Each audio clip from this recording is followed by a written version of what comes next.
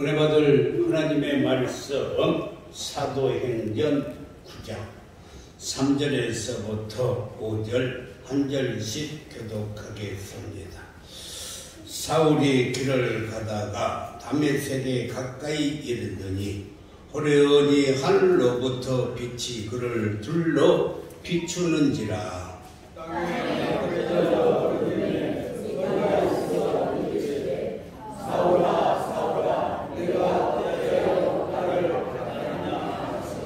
함께 읽겠습니다. 대답하되 주여 누구십니까?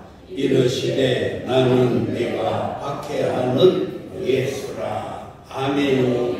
몇 사람과 인사하겠습니다. 같이 은혜 뵙게 돼서 감사합니다. 주님의 이름으로 축복합니다. 사랑합니다.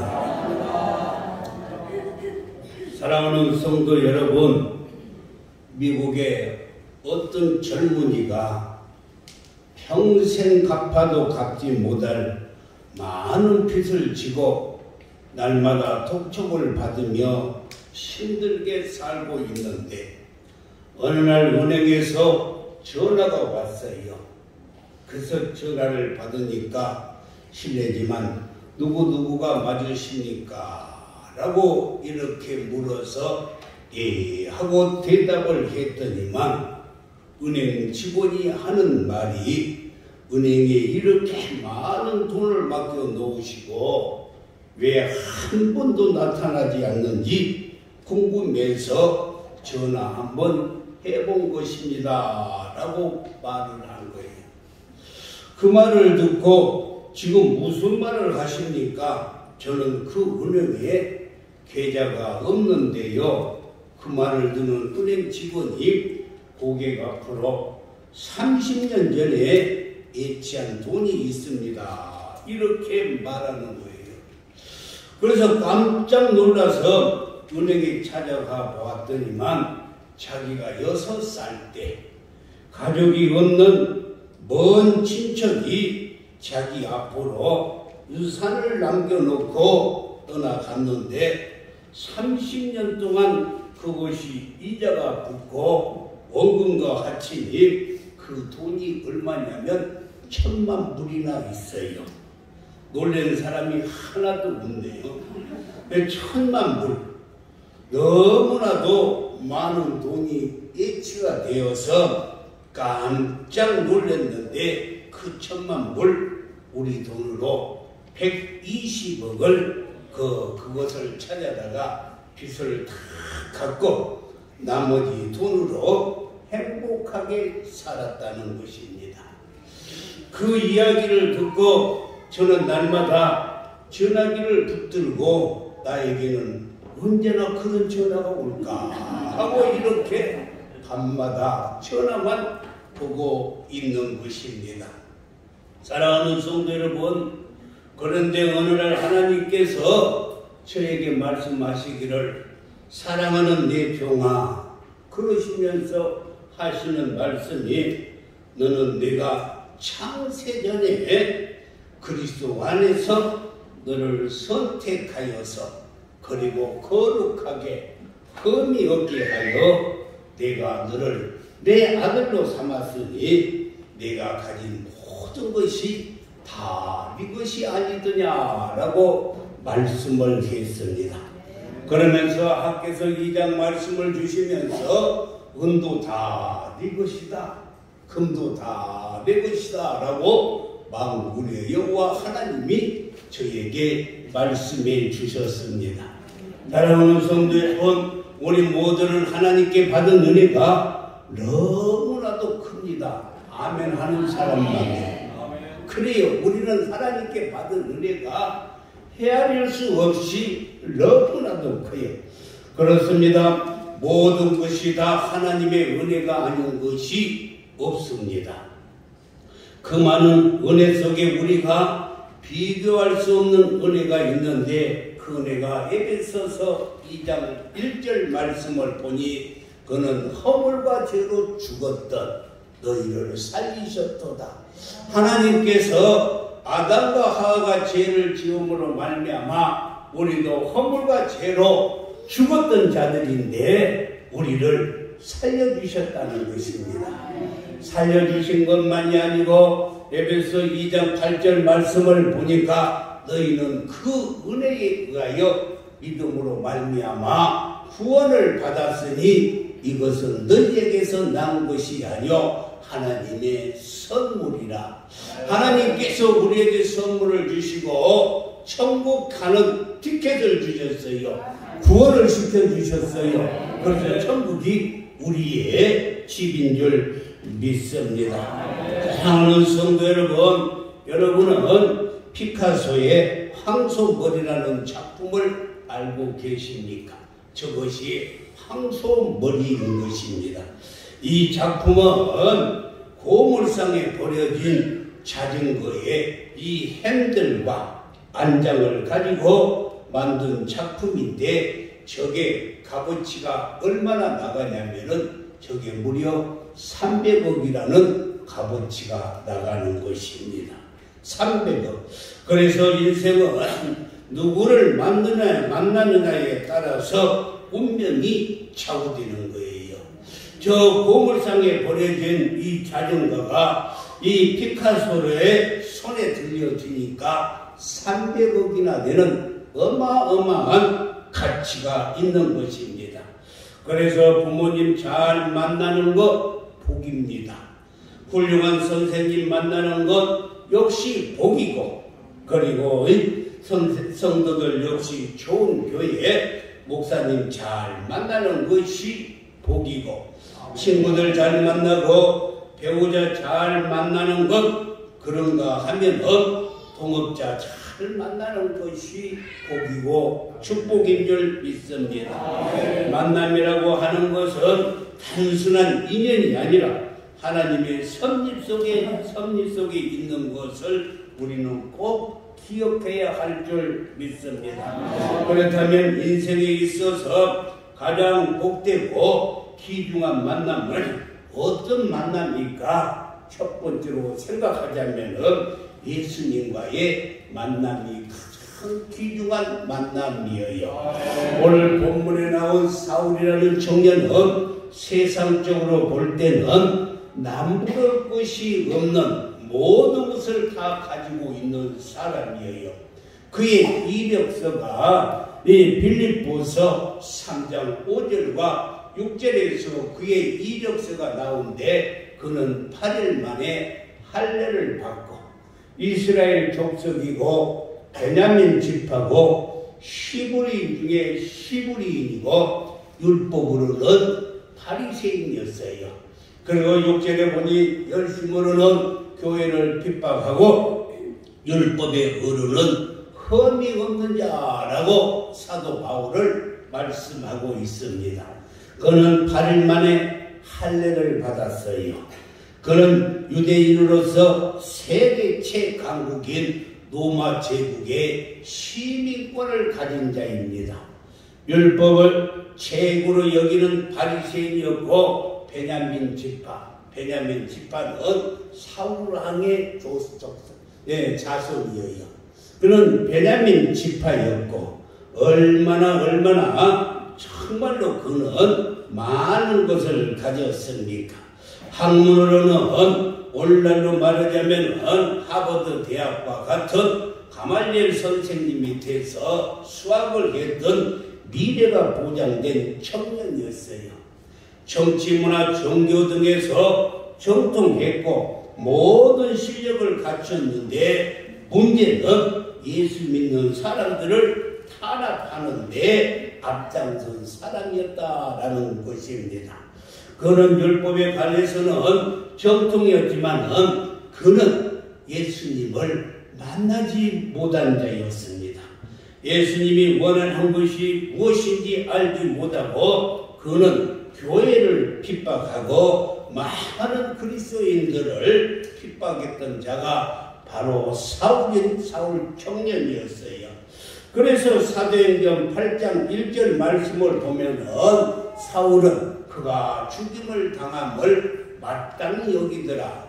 여기서 그가 죽임을 당하는 것은 누구를 이야기를 하냐면 스데반 집사가 돌에 맞아 죽는 것을 마땅히 생각했다라고 이렇게 말합니다. 스데반 집사를 돌로 쳐 죽이는데 앞장섰던 자가 바로 사울이라는 청년이었어요. 그런 그가 훗날 자기의 잘못을 고백하기를 사도행전 26장 9절에서 이렇게 말하고 있어요. 나도 나사렛 예수의 이름을 대적했다는 거예요. 많은 일을 행해야 될 줄을 스스로 생각하고, 그러니까 예수님을 대적하고 예수 믿는 사람들을 핍박하는 것이 좋은 일이라고 스스로 이렇게 생각을 했던 것입니다. 또 사도행전 26장 11절에 보면은 또 모든 회당에서 여러 번 형별하여 강제로 모독하는 말을 하게 하고 그들에 대하여 시비 격분하여 저 애국에까지 가서라도 애국의 서계까지 가서 박해하였다라고 말씀했어요. 그러니까 예수 믿는 사람들을 잡아 죽이려고 저 해에까지 가서 핍박할 정도로 잘못된 열성 분자였던 것입니다. 그런데 그의 열심은 잘못된 열심이었어요.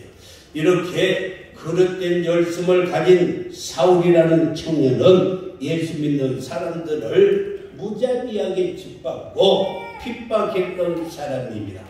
그런 사울에게 하나님께서 회개할 기회를 주셨는데 오늘 본문에도 다메섹에 있는 그리스도인들을 체포하여서 그리고 예루살렘으로 끌고 오려고 다메섹까지 가는 길이었습니다.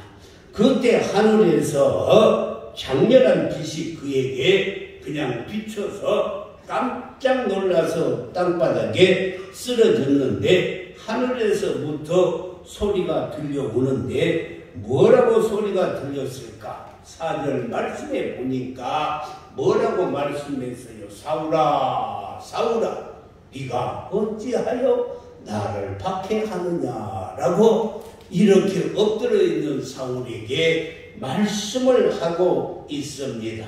그때 그가 묻기를 5절에서 묻습니다. 대답하여 주여 누구십니까? 도대체 당신은 누구냐고 이렇게 물어봤습니다.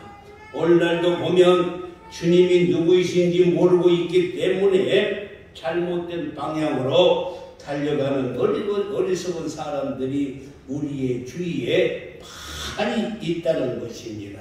그래서 시편 14편 1절 말씀을 보면 어리석은 자는 그 마음이 이르기를 하나님이 없다 하는도다 라고 말씀했어요. 그러니까 세상에 하나님이 없다 하는 자들은 다 어리석은 자들이에요. 하나님이 살아서 역사하여 주시고 오늘도 하나님이 우리의 생명을 연장시켜 주시고 우리와 함께하여 주시는데 하나님이 없다 하는 자는 어리석은 자라는 것입니다. 사랑하는 성도 여러분, 인생이 어디서 와서 뭘 하다가 어디로 가는 존재인지를 알려면 인생의 근본이 되고 우리의 거울이 되신 예수 그리스도를 직접 체험하고 인격적으로 만나야만이 예수님을 알 수 있는 것입니다. 그렇지 아니하고 교회를 10년, 20년, 30년을 다녀도 예수님을 체험적으로 만나지 못했다면 자기가 누구인지도 모르고 어디에서 무엇을 해야 할지도 알지도 모르는 자예요. 예수님을 체험적으로 만나지 못한 인생은 수단과 목적을 혼돈하게 하면서 살아갑니다. 돈은 인생을 사는 수단인데도 불구하고 돈이 인생의 목적이 되어서 어리석은 인생을 산다는 것입니다. 오늘 5절에서도 말씀하듯이 하늘에서 다시 음성이 들려오는데 뭐라고 말을 했느냐? 나는 네가 박해하는 예수라. 나는 네가 핍박하는 예수라 라고 말씀했어요. 사울은 다메섹으로 가는 중에 부활하신 예수님을 만나는 체험을 통해서 그가 변화되었어요. 그리고 나서 예수 믿는 자들을 핍박하던 사울이 이제는 전도자가 되어서 바울로 바뀌어서 모든 사람들에게 복음을 전하는 전도자가 되었습니다.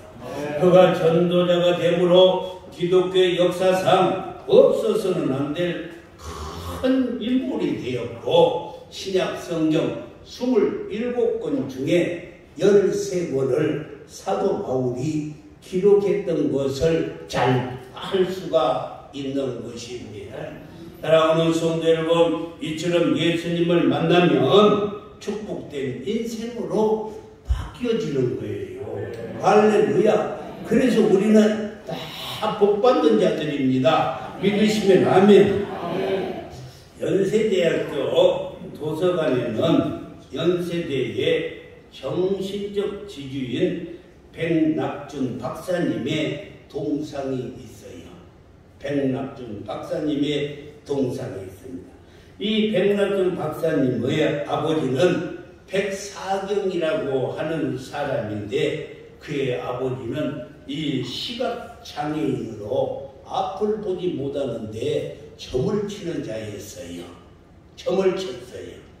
그런 그가 많은 사람들의 점을 봐주면서 많은 돈을 벌고 있는데, 그때 선교사가 백사경 씨에게 당신의 영혼과 후손들의 장래를 위해서 점치는 생활을 청산하고 예수 믿으라 라고 전도를 했던 것입니다.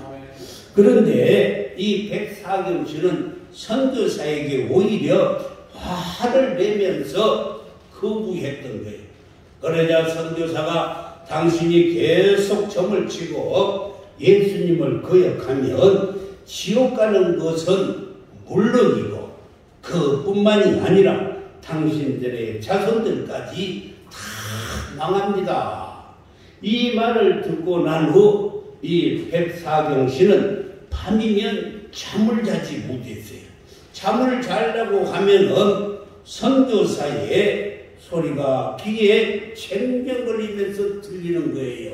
자식들 멸망받을 길 그만하고 예수 믿고 천국 가시오. 이 소리 때문에 도저히 잠을 잘 수가 없었어요. 그러자 백사경 씨가 어느 날 정상을 다 뒤집어 엎어버리고 부숴버리고 불로 태워버리고 회개한 후에 예수 믿기로 작정을 했습니다. 이럴 때 아멘이 크게 나와야 합니다. 다 정상을 뒤집어 엎어버리고 이제 예수 믿기로 작정을 해요. 그리고 백사경 씨는 재산을 다 팔아서 교회에 짓는데 헌납하고 교회 사찰로 봉사하고 살았어요. 그런 모습을 보고 맥킨이라는 미국의 선교사가 그의 아들 백낙준 군을 미국으로 데리고 가가지고 고등학교를 졸업시키고 대학교를 졸업시키고 예일 대학에서 철학 박사 PhD 학위를 받아가지고 연세대 교수와 초대 총장과 우리나라의 문교부 장관을 지냈던 것입니다. 백사경이라는 전쟁의 아들로서 저주받은 인생이 예수님을 만나니 그의 아들이 대학교 총장이 되고 할렐루야 문교부 장관이 되었던 것처럼 우리 인생도 예수님을 만나면 그렇게 바뀌어질 줄 믿습니다. 형통할 줄 믿습니다. 사랑하는 성도 여러분, 사울의 삶의 현장에 찾아오신 예수님께서 오늘 우리 모두의 삶의 현장에 찾아오셔서 사울을 바울로 바꿔주셨듯이 우리 모두의 삶을 축복의 주인공으로 바뀌어주실 줄 믿으면 큰 소리로 아멘, 확신하게 아멘, 자신있게 아멘. 하나님은 우리 모두를 축복의 자녀로 세워주신 줄 믿습니다. 부모님을 잘못 만나 고생하고 계십니까? 어렵고 가난한 형편 때문에 고생하고 계십니까? 배우자를 잘못 만났다고 후회하고 계십니까? 잘못된 친구를 만나서 지금 어려움을 당하고 있습니까? 단 하나, 예수님만 잘 만나면 모든 일에 형통할 줄 믿습니다. 그리고 불쌍한 삶이 불행한 삶이 행복한 삶으로, 가난한 삶이 부유한 삶으로, 저주가 축복으로 변하게 될 줄 믿습니다. 그래서 우리 예수님을 만나면은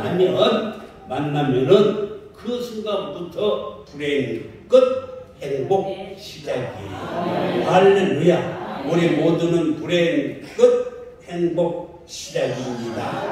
아멘. 두 번째는 사람과 사람의 만남이에요. 여러분, 오늘은 저 전북에 가면은 김제의 조덕삼 장로와 그의 모습 이자익 목사님의 이야기를 여러분들에게 들려드리겠습니다. 전북 김제의 금산교회, 무슨 교회? 금산교회. 왜 금산교회라고 했냐면 전북의 김제에 가면은 금이 나요. 그래서 금산교회라 그래요. 금산교회 조덕상 장로는 그 금산교회를 지을 때 남녀 출세 부동석이라고 해서 여자와 남자가 따로 앉을 수 있도록 교회를 기역자로 지었어요. 그 교회가 바로 저렇게 기역자로 지어서 이쪽에는 남자들이 앉고 저쪽에는 여자들이 앉고 그렇게 앉았던 것이 금산교회입니다. 그런데 이 자익은 경남 남해섬에서 고아로 살다가 그가 17살 때 육지로 나가서 밥이나 실컷 먹었으면 한이 없겠다 이렇게 생각을 하고 밥을 얻어먹기 위해서 걸어서 온 것이 전북 김제 금산마을까지 왔어요. 그런데 오는 도중에 그 삼거리가 있는데 삼거리에서 왼쪽으로 가면은 금산사 절이 있고 오른쪽으로 가면은 금산교회가 있는 거예요. 그래서 이왕이면은 오른쪽으로 가자 하고 온 것이 금산교회로 오는 것입니다. 그 마을에 강덕삼이라고 하는 사람 집에서 그가 머슴살이를 하게 되면서 주인 조덕삼을 따라서 그가 교회에 나가기 시작을 했어요.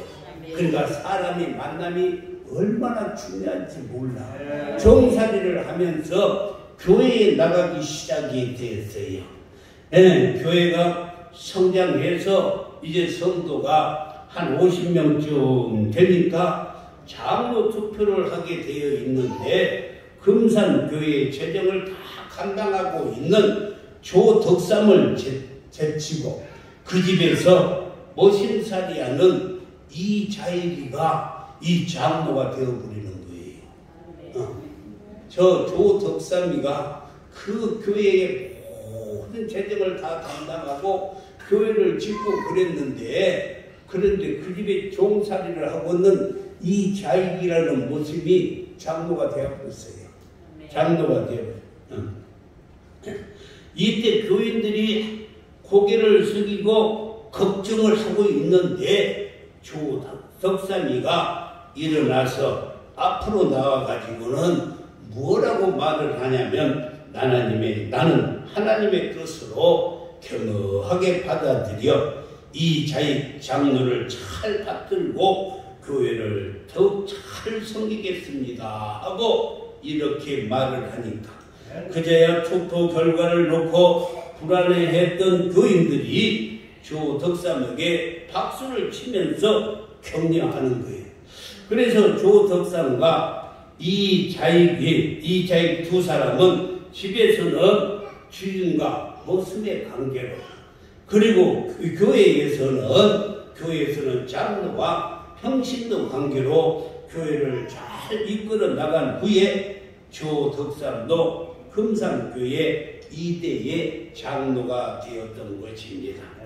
그리고 난 후에 주인 조덕삼이 자기 집에 머슴 이자익 장로를 저 평양에 있는 장로의 신학교에 입학을 시켜서 신학 공부를 시킨 거예요. 그리고 이자익이가 신학 공부를 마치고 목사가 된 후에 이자익이를 금산교회 담임 목사로 청빙하여서 목회를 하게 한 후에 그가 대한예수교 장로의 13대 총회장을 지냈어요.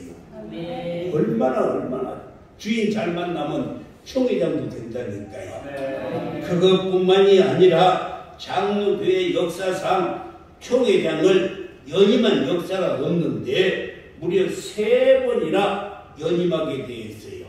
이런 이자익 총회장은 조덕삼이라는 주인을 잘 만나가지고 머슴이 목사가 되고 총회장이 되었던 것입니다. 실제 있었던 이야기예요. 알뜰산의 이자익 목사, 그 다음에 조덕삼 장로, 이렇게 훌륭한 조덕삼 장로님의 손자가 누구냐 하면은 이 손자가 이 조덕삼 장로의 손자가 있는데 이분이 바로 조세영 장로님인데 국회의원을 3번을 했고, 몇 번 했다고요? 국회의원을 3번을 했어요. 조세영 장로가. 그리고 일본 대사를 역임했습니다. 그리고 이자익 목사님의 손자 이기환은 대전 제일교회 장로로서 고분자학 박사가 돼가지고 연변과학기계 교수로서 대전신학교에서 이자익 목사 기념관 현판식에 참여해가지고 이귀한 장로가 조세영 장로에게 허리를 굽히면서 우리 할아버지가 주인을 잘 만나서 할아버지도 우리도 이렇게 축복받게 되었다고 청중히 인사를 하는 거예요. 이 자익의 손자 이기환이가 조덕삼의 손자 조세영 장로에게 우리 할아버지가 장로님의 할아버지한테 이렇게 은혜를 입고 잘 만나서 우리 아버지 할아버지가 목사가 되고 총회장에 대해서 우리도 이렇게 행복하게 잘 살고 있다고 고개 숙여서 인사했던 것을 알 수가 있습니다. 어른들의 섬김과 나눔을 되물려 기억하며 고마운 모습이 너무너무 보기에 좋았어요. 사랑하는 성도 여러분, 우리의 삶에 사람과의 만남이 이렇게 중요한 것입니다. 그래서 우리는 누구를 만나느냐에 따라서 우리의 인생이 달라져요. 할렐루야. 잠언 기자는 잠언 13장 20절에서 지혜로운 자와 동행을 하면 지혜를 얻고 미루는 자와 함께 사귀면 해를 받느니라 라고 말씀했어요. 오늘 본문에서 사울이 다메섹 도상에서 강렬한 이 빛 때문에 눈이 멀어졌지만 주님께서 아나니아에게 11절에서 뭐라고 말을 했느냐? 집가라는 거리로 가서 유다의 집에서 5사람 사울이라고 하는 사람을 찾으라. 그가 기도하는 중이니라. 이 사울이라는 청년이 눈이 멀어버렸어요. 3일 동안 눈이 멀었는데 아나니아를 하나님께서 보내가지고 그에게 기도해 줌으로 말미암아서 눈을 띄워줬던 것입니다. 이 말에 아나니아가 집가에 가서 기도하고 사울에게 17절에 어떻게 했는가? 아나니아가 떠나 그 집에 들어가서 그에게 안수하여 이르되 형제 사울아 주 곧 내가 오는 이 길에서 나타나셨던 예수께서 나를 보내어 너로 다시 보게 하시고 성령으로 충만하게 하신다 라고 이렇게 말씀하고 사울을 찾아가서 안수기도를 해줬어요. 이 아나니아는 용감한 사람입니다. 사울이라는 청년은 원래 예수 믿는 사람들을 잡아 죽이려고 살기 등등해서 쫓아다닌 사람인데, 예수 믿는 사람이라면 그 근처에 가기도 두려워하고 멀리 하려고 그래. 그런데 사울을 찾아 집가로 가서 사울에게 안수해 주었어요. 그러면 사울에게 말하기를 형제 사울아, 형제 사울아. 이 말에 사울이 얼마나 감동을 받았는지. 여러분요, 나 같은 사람을 형제 사울이라고 불러주다니, 그리고 안수까지 해주면서 내 눈에 비늘을 다 벗겨주다니 얼마나 고마웠겠어요. 사울은 바울이 될 수 있는 것은 원수까지 사랑하고 형제라고 불러주는 아나니아의 덕분인 줄 믿습니다. 여러분들도 아나니아와 같은 좋은 사람을 만나서 축복받는 성도들이 되기를 주님의 이름으로 축원합니다. 할렐루야. 그러니까 사람을 잘 만나야 돼요. 머슴살이 하는 이 자에게 참 주인을 잘 만나가지고 예수 믿고 그리가 목사가 되고 총회장이 되고 얼마나 사람 잘 만나면 팔자가 피는 것입니다. 세 번째는 사명과의 만남입니다. 아나니아가 예수님께 사울이라는 청년을 예수 믿는 사람들을 잡으려 다메섹에 나타났습니다 하고 말하자, 그때 예수님이 무엇라고 말하냐면은 15절에서 이렇게 말해. 주께서 이르시되 가라, 이 사람은 내가 내 이름 이방인과 임금들과 이스라엘 자손들에게 전하기 위하여 택한 나의 그릇이다 라고 말씀했어요. 이 그릇이라는 것입니다. 사명을 깨닫고 살아갈 때 인생은 가치 있고 행복한 삶을 살아갈 수가 있는 것입니다. 바울이 이런 행복한 삶을 살 수 있었던 것은 바로 사명에 붙들려서 그는 살았어요. 그래서 사도행전 20장 24절에 보면은 내가 달려갈 길과 주 예수께 받은 사명 곧 하나님의 은혜의 복음을 증거하는 일을 마치려 하면은 나의 생명을 조금도 귀한 것으로 여기지 아니하노라라고 말씀했어요. 사명은 사람을 헌신하게 하고 열정을 갖게 하고 강하게 하고 의미 있게 하는 것입니다.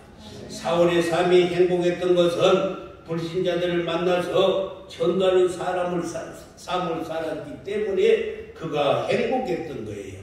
그래서 사도행전 9장 20절에 보면은 그 즉시로 각 해당에서 예수가 하나님의 아들이심을 전파하니, 이 말의 뜻은 사울은 눈에서 비늘이 벗겨지는 순간 즉시로 전도하기 시작을 했어요. 이렇게 사울은 변화된 삶을 살았어요. 예수 만나서 변화되는 것은 뭐라고 말하냐? 회심이라고 하는데, 이것은 헬라의 메탈모니아라고 말하는데, 이 말은 방향을 전환해요.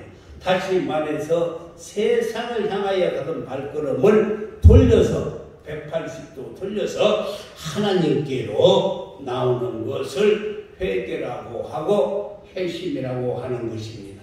여러분요, 저 상암동에 가면은 월드컵 경기장 있잖아요. 그곳에 가면은 그 옆에 하늘공원이 있어요. 저게 하늘공원입니다. 하늘공원. 상암동에 가면 하늘공원이 있는데, 이곳이 과거에는 어떤 곳이었냐면은 아시죠? 저것이 과거에 어떤 것이었어요? 썩은 냄새나는 난지도 쓰레기장이 바로 저것이었어요. 쓰레기장에서 그곳을 지날 때마다 코를 찌르는 냄새가 나서 코를 막고 다녔어요. 서울 시내에서 버려진 쓰레기들은 다 그곳에 갖다 버렸어요. 이렇게 이 쓰레기가 버려진 곳에 생태공원, 하늘공원이 되었어요. 그것은 오직 창조주 하나님의 생명력이 있어서 가능했던 것입니다. 저렇게 쓰레기장이 어떻게 저렇게 갈대가 저렇게 자라고 있을까? 그것은 생명력이 있었기 때문인 것입니다. 사랑하는 성도 여러분, 이와 마찬가지로 예수님의 부활과 예수님의 생명의 능력으로 모든 인간은 변화받을 수가 있어요. 그래서 예수는 인간을 변화시키는 용광로인 것입니다. 여러분요, 저 포항제철에 옛날에 결락을 갔는데 고철을 수집을 해가지고 용광로에다 집어넣어서 1200도로 되는 넘는 이 과일로 그것을 다 녹이면은 샘물이 나오면서 새로운 물건들이 되는 거예요. 철판이 되고 빔이 되고 철근이 되고, 이와 같이 우리 인생도 고물 인생에서 새로운 인생으로 변화되는 역사가 일어나는데 주님 만나면 일어나는 줄 믿습니다. 개인도 나라도 민족도 가족도 예수 만나면 다 새롭게 변화돼요. 그래서 사도 바울이 고린도서 5장 17절에서 큰 소리로 읽어보겠어요. 시작!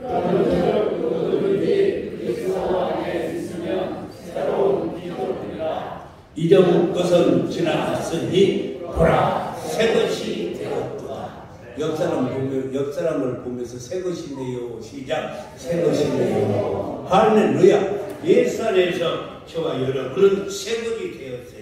사랑하는 성도 여러분, 예수 믿는 사람들을 핍박했던 사울이 이 그리스도께 붙들려서 사명을 발견했기 때문에 기독교 역사상 가장 위대한 전도자가 되었던 것입니다. 오늘 이 15절 말씀에 보니까 이방인과 임금들과 이스라엘 자손들에게 전하기 위하여 택한 나의 그릇이다. 하나님께서 택해 주셨어요. 사랑하는 성도 여러분, 사울이라는 이름은 큰 자, 교만한 자예요. 사울이라는 이름이 뭐냐고요? 큰 자, 교만한 자예요. 그런 그가 예수님을 만나니 바울이라는 이름은 작은 자, 겸손한 자로 바뀌어서 하나님께 쓰임받았던 것처럼 여러분 모두가 다 하나님의 목적을 이루어가는 사명자로 거듭나서 하나님의 택한 그릇으로 잘 사용되어서 먼 훗날 천국에서 큰 상급을 받는 우리 성도들이 되기를 주님의 이름으로 축복합니다. 기도하겠어요.